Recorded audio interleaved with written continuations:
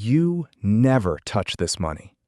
It is gone before you ever see it, taken out somewhere between your boss and your bank while you were busy doing something else. Payday comes. The number on your app is already smaller than the number you earned, and that missing $100 does not sit in a vault with your name on it. It goes to work that same morning. Almost nobody who sends it there could tell you where it lands. So let's follow it. $100, one payday, all the way to the end of the road. By the end of this, you will know exactly where those $100 sleep tonight and which single company got the biggest piece of them. You will also know something stranger than that. Nobody chose it. Not one person decided where your money went. And the thing that decided instead is a rule most people have never read. Here is the idea the whole thing stands on. Most retirement money buys an index fund. An index fund is just a shopping list of companies that gets bought all at once. And the famous list is the S&P 500. 500 big American companies in one purchase. People say that means you are buying the market. That is almost true, because the list does not split your money into 500 equal pieces.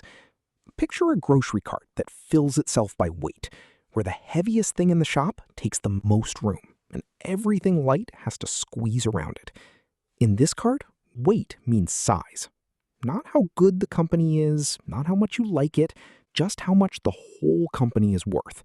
Bigger company, bigger piece of your $100. That one rule explains everything that happens next. So, payday. Your $100 leaves your paycheck, and that is stop one. It lands in the fund a moment later, and that is stop two.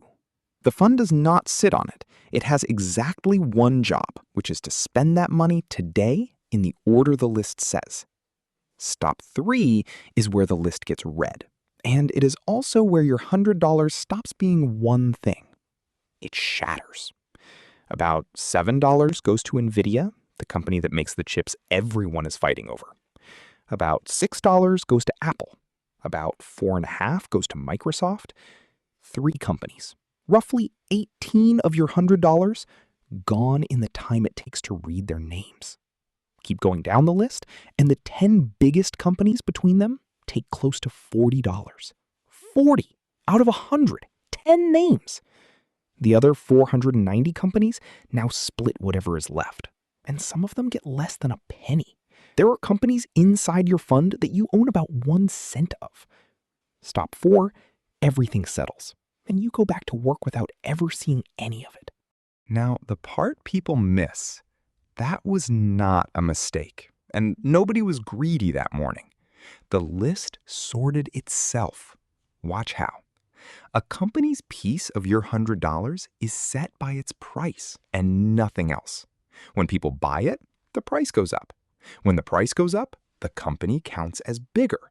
And when it counts as bigger, the list quietly hands it more of the next $100 that walks through the door. Read that again. Buying it makes it bigger, and being bigger makes it get bought. That is a loop, and your paycheck feeds that loop every 2 weeks without ever asking a single question. The fund does not care whether the price is high because it has no opinion about anything. It is not allowed to have one. Now, step back and look at the size of this thing. Inside American workplace retirement plans alone, about $3.3 trillion sits in stock funds, and almost all of it arrived the way yours did. One payday at a time. $3.3 trillion. And those 10 biggest companies are now worth close to 40% of the entire index, which is the highest that share has been since at least 1972. It has more than doubled in 10 years. Here is the part that surprises people. The richest 10% of American households own about 93% of all the stock in the country, while the bottom half of the country owns about 1% of it. So when somebody tells you that everyone owns the market, that is not quite what the numbers say. Bring it back to your wallet this month. You did not read the news and decide anything.